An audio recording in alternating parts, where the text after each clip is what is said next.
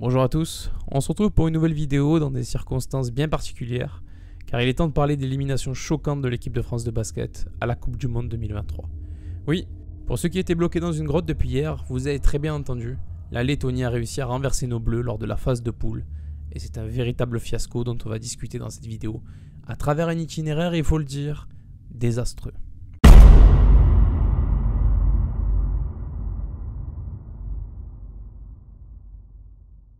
Résumé du match. Pour démarrer cette vidéo, creusons davantage le sujet du match en question qui a mené à cette élimination humiliante de l'équipe de France de basket à la Coupe du Monde 2023. Comme vous le savez, le contexte était assez tendu, faut le dire, car après une cinglante défaite lors du premier match face au Canada, les attentes étaient élevées pour ce second match qui s'annonçait déjà comme un must-win or go home. Si pendant 3 quarts temps les Bleus gèrent bien le match avec un très bon Evan Fournier et disposent même de 12 points d'avance à l'entame du dernier quart-temps, tout va s'effondrer lors des 10 ultimes minutes.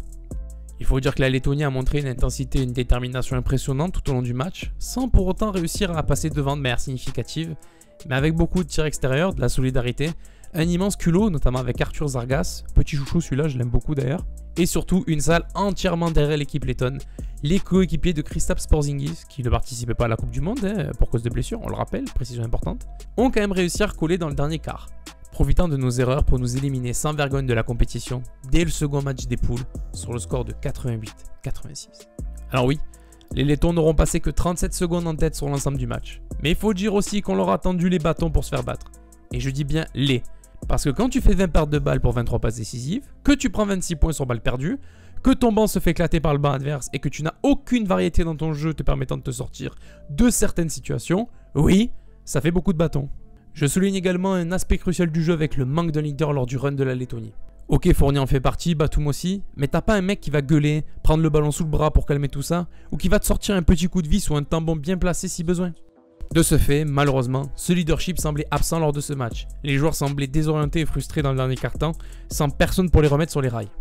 En fin de compte, et n'ayons pas peur des mots, cette défaite est un putain d'échec collectif. Les joueurs, en dépit de leur talent individuel, n'ont pas réussi à former une équipe solide sur le terrain. Les choix tactiques n'étaient pas adaptés à la situation, ils sont même très discutables sur l'ensemble de la compétition, et toute l'équipe semblait en manque de certitude et de détermination, surtout dans les derniers instants. Cette défaite face à la Lettonie restera sans doute comme l'une des pages les plus sombres de l'histoire de l'équipe de France de basket. Cela nous rappelle que dans le sport, même les favoris ne sont pas à l'abri des défaites cuisantes. Mais espérons que cet échec servira de catalyseur pour les futures échéances, et que l'équipe saura rebondir avec force et surtout détermination pour redorer son blason sur la scène internationale, notamment pour les Jeux Olympiques 2024 qui se dérouleront à domicile. Ah tiens, en parlant des JO, heureusement qu'on est le pays hôte, parce que sinon, on n'y serait pas. Voilà. Bon, maintenant qu'on a posé les bases de cette élimination, retournons un peu en arrière pour voir comment l'équipe de France a pu en arriver là. Les joueurs sélectionnés. Loin de moi l'idée de tirer sur l'ambulance, mais sur cette partie, il y a quand même quelques trucs à dire. Ça va être un peu fouillis, je m'en excuse par avance, mais je vais faire de mon mieux pour structurer ma pensée. Le cas Victor Wembanyama. Le fait qu'Wemby ait refusé de participer à la compétition a fait jaser, mais clairement, impossible de lui en tenir rigueur. Le gars a 19 piges, vient d'être drafté en 1 par les Spurs et sort d'une très grosse saison individuelle. Ok, pour nous Français, c'est un élément indispensable à l'équipe, mais pour les Ricains, c'est un dégât en vrai. Il a 0 minutes en NBA, débarque dans une équipe en reconstruction avec d'immenses attentes sur lui, normal qu'il prenne le temps de se préparer et de se mettre bien pour sa future saison, que ce soit pour lui et pour sa franchise. Laissons-lui le temps de faire sa saison tranquille et après on verra. Mais je pense que Popovic sera compréhensif pour les JO 2024, qui est selon moi une compétition plus importante que la Coupe du Monde. Second point, des cadres pas au rendez-vous.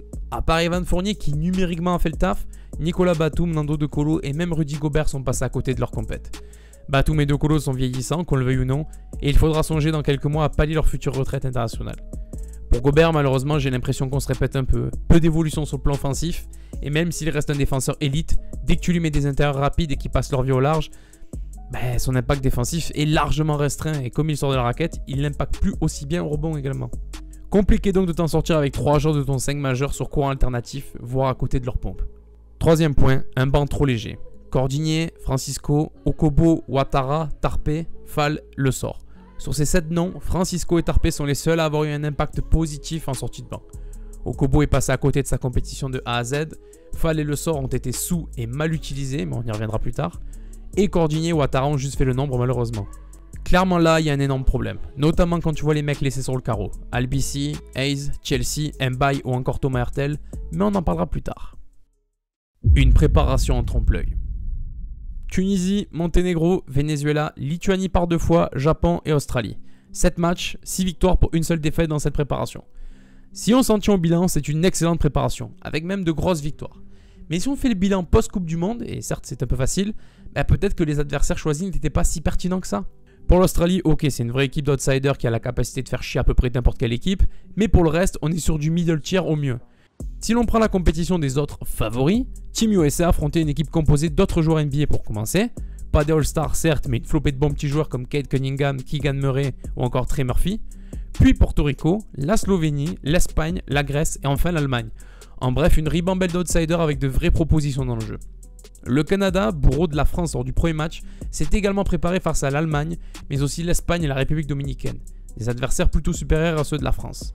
Certes, ça ne veut rien dire car ça ne reste que de la préparation, mais on voit quand même que des nations favorites se sont quand même affrontées entre elles, alors que nous avons pris le parti d'affronter des équipes plus modestes. On peut donc se poser légitimement la question concernant ladite préparation, et par extension, sur le conditionnement mental et physique de la France lors de son entrée dans la compétition. Des responsabilités partagées. J'ai assez évoqué les joueurs qui ont évidemment pas mal de responsabilités dans cette débâcle car ce sont eux qui sont au cœur de l'action sur le terrain. Et ce sont leurs performances individuelles et collectives qui ont un impact direct sur le résultat. Certains joueurs n'ont pas été à la hauteur des attentes, manquant de précision dans les tirs, de réactivité en défense ou de leadership dans les moments critiques. Je ferme donc la page joueurs et on va se concentrer sur le reste. Déjà, Vincent Collet. Et là, je vais prendre une grande respiration pour ne pas devenir vulgaire au bout de 3 secondes.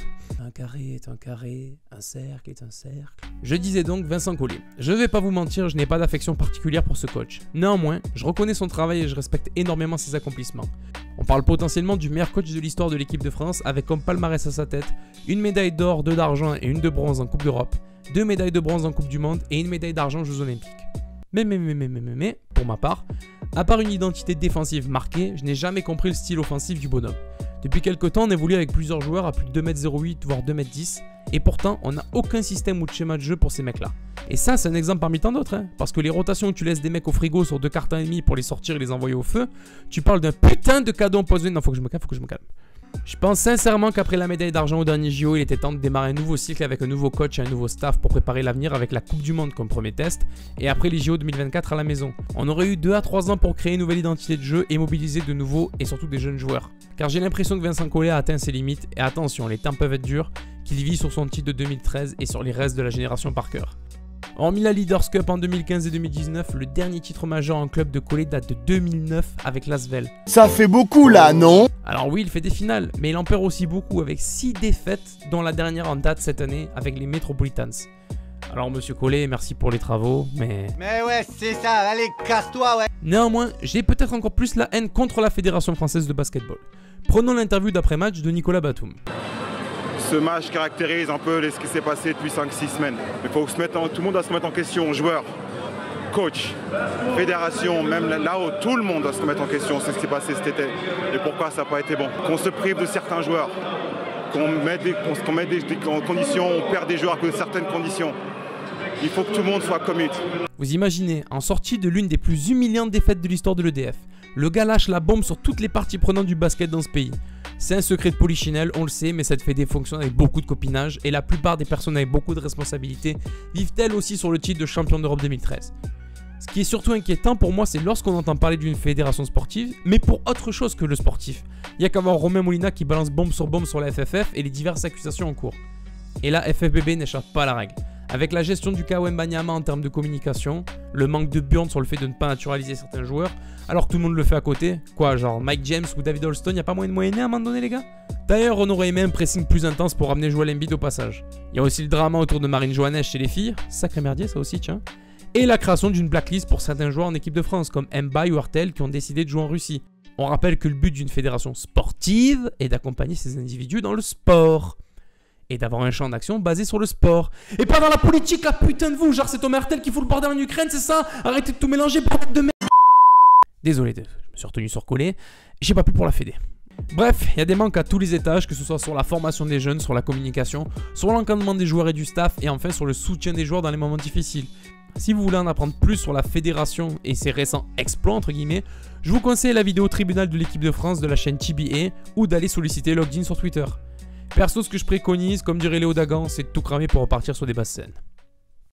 En conclusion, L'élimination de l'équipe de France de basket à la Coupe du Monde a été un événement décevant et inattendu qui a suscité de nombreuses interrogations quant aux raisons derrière ce fiasco.